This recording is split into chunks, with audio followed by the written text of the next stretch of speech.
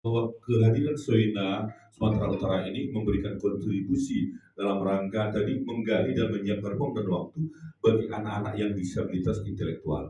Itu dia.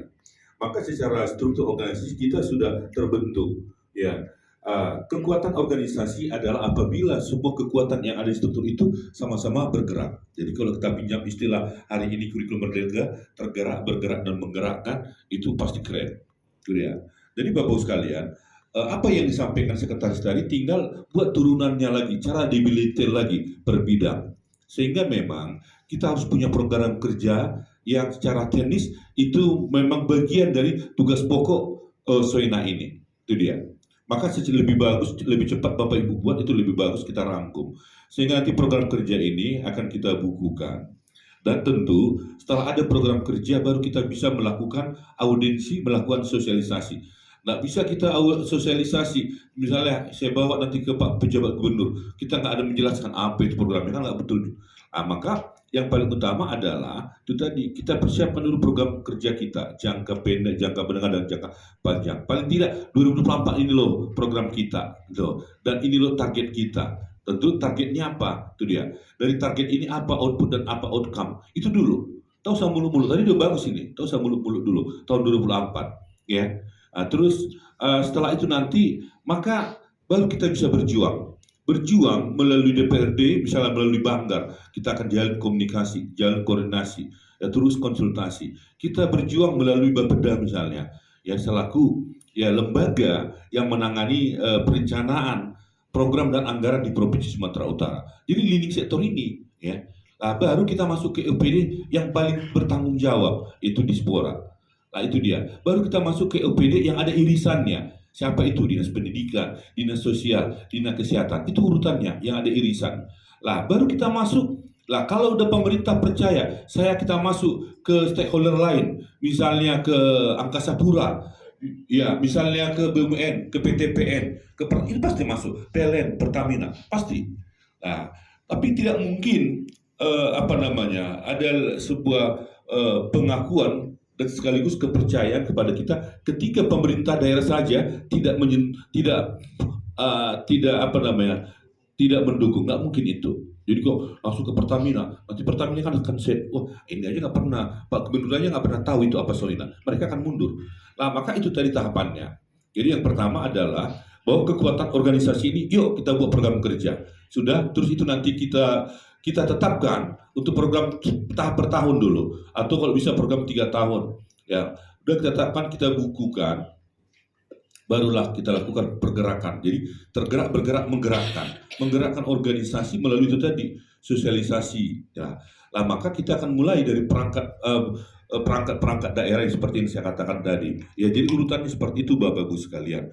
Ya, kalau DPRD Sumatera Utara karena orang-orang di sana itu adalah perwakilan rakyat, tentu dia akan mengakomodir. Kalau DPR ini kan kepentingan politis, secara politis Soina ini juga ya harus kita bagian dari politis itu, tapi bukan ikut berpolitis praktis. Tapi DPR juga akan melihat Soina ini juga sebagai kekuatan ya konstituen dia gitu. Kita bukan ya, karena memang politik ini semua harus bisa lini berpolitik, tapi jangan melaksanakan politik praktis artinya memihak A dan B, itu tidak bisa. Tapi kalau kita masuk ke politik untuk kebutuhan organisasi kita, saya pikir itu nggak ada masalah. Karena kalau kita masuk ke Banggar itu terdiri dari praksi-praksi. Artinya semua partai ada di situ, nggak ada masalah.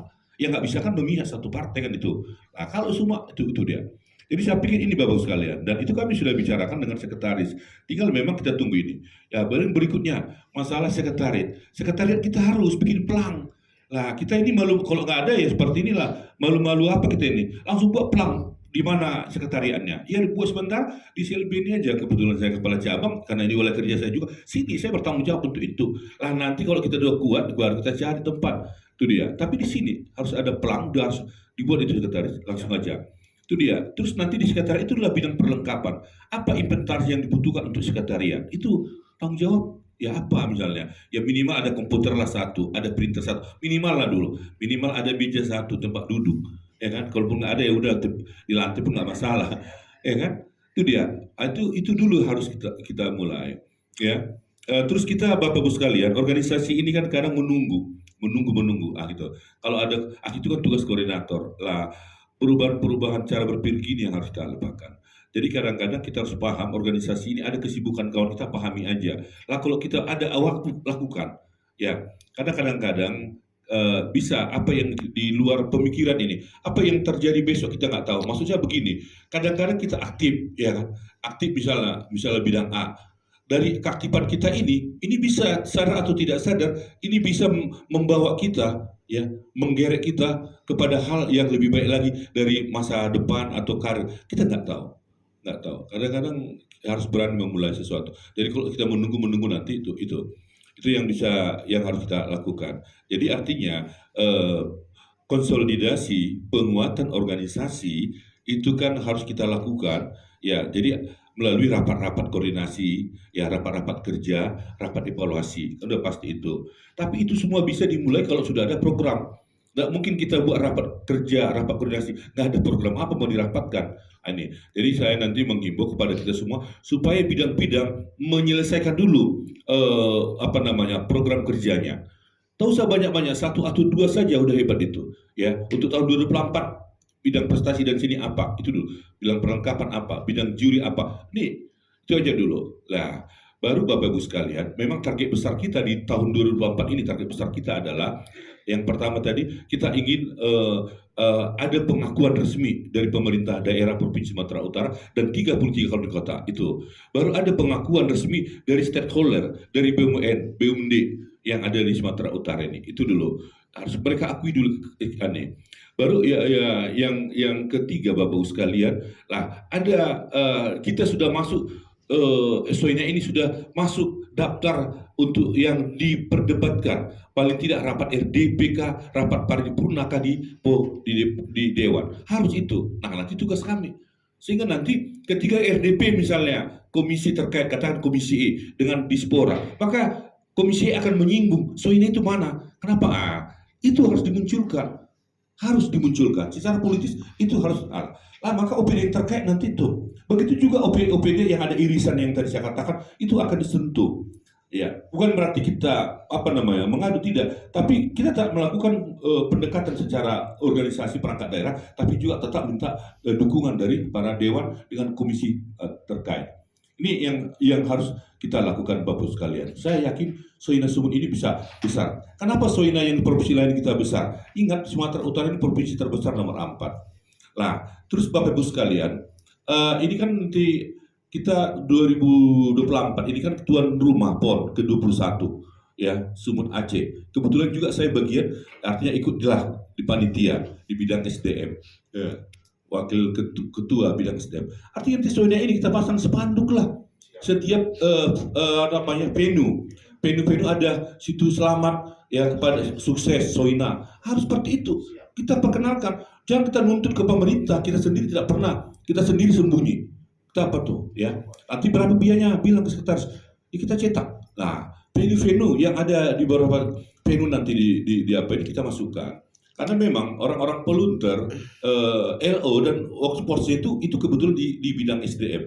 Artinya nanti bisa nanti kita dari kawan-kawan kita pengurus Soina kita masukkan di volunteer atau LO untuk membackup itu, sekaligus untuk menyuarakan Soina.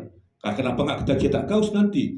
Ya kan, sekali jalan-jalan di situ volunteer juga, tapi ada ini juga strategi juga Bapak sekalian.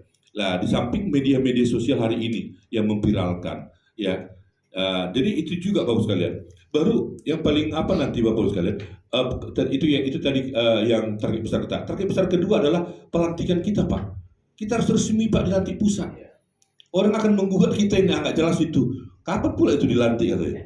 Karena yang melantik kita pusat, nggak jelas itu katanya. Lantik dulu, baru kita pembentukan di tingkat kabupaten kota. Jadi ada target kita, Kabupaten Medan, Kota Medan, Deli Serdang, ya, yang dekat, ya misalnya Binjai itu kan kawan kita juga, Kepala Dinas Dispora, Yon Setiawan.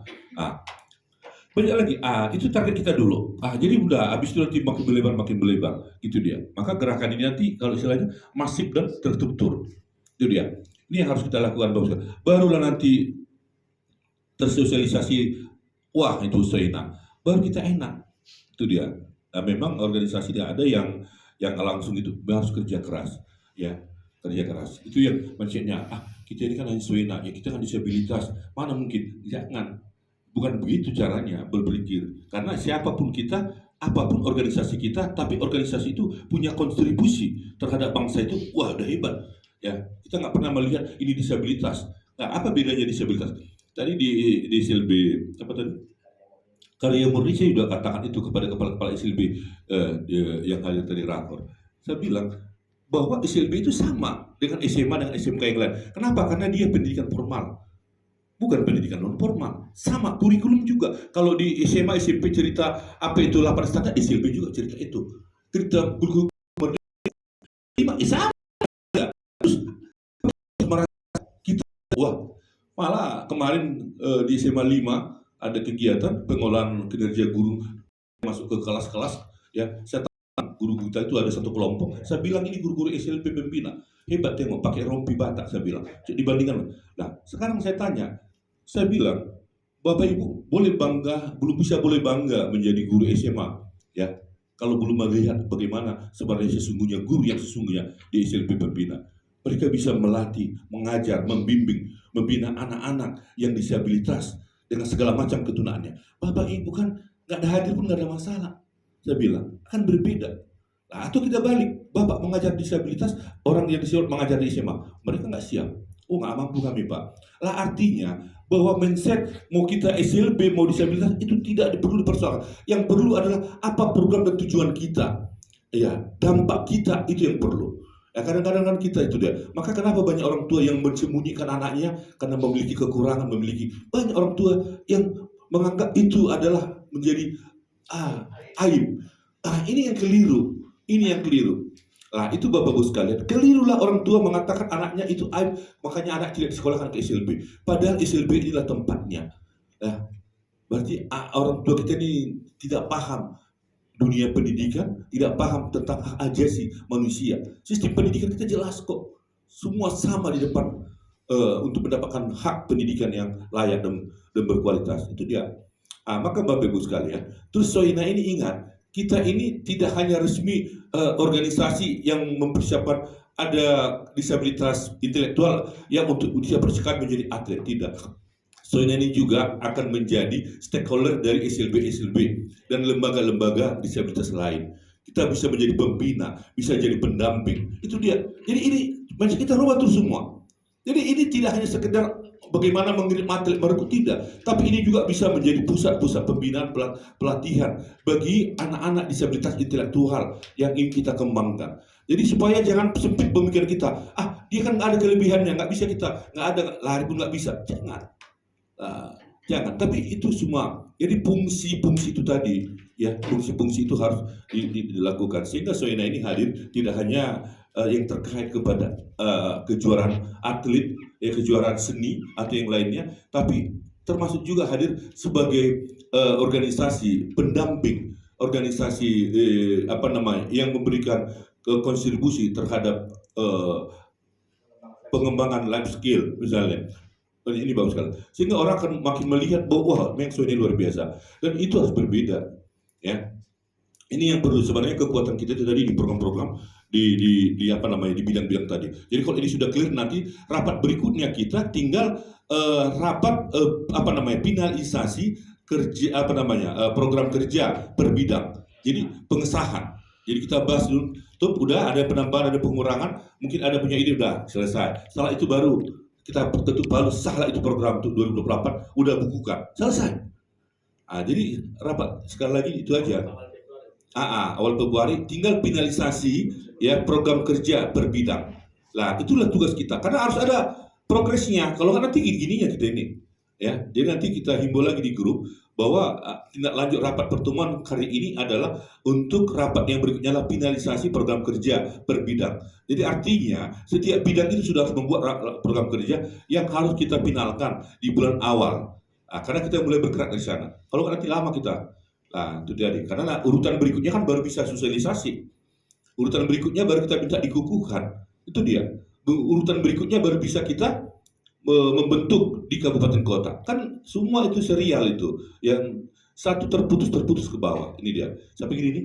Bapak Ibu sekalian yang saya sampaikan, terima kasih ya atas kehadiran kita. Mohon maaf jika ada hal yang kurang berkenan, tapi saya yakin ya, karena saya lihat ini orang-orang hebat semua, kita yakin Soina Provinsi Sumatera ini akan hebat dan punya yang paling utama adalah punya dampak ya terhadap anak-anak bangsa kita yang disabilitas intelektual, sehingga mereka sama sejajar dengan orang-orang anak bangsa lain. Saya pikir ini yang paling tujuh mulia. Demikian yang bisa saya sampaikan Bapak Ibu sekalian, dan yang paling terakhir tentu rapat ini seizin kita dan dengan ridho Tuhan Yang Maha Kuasa kita tutup.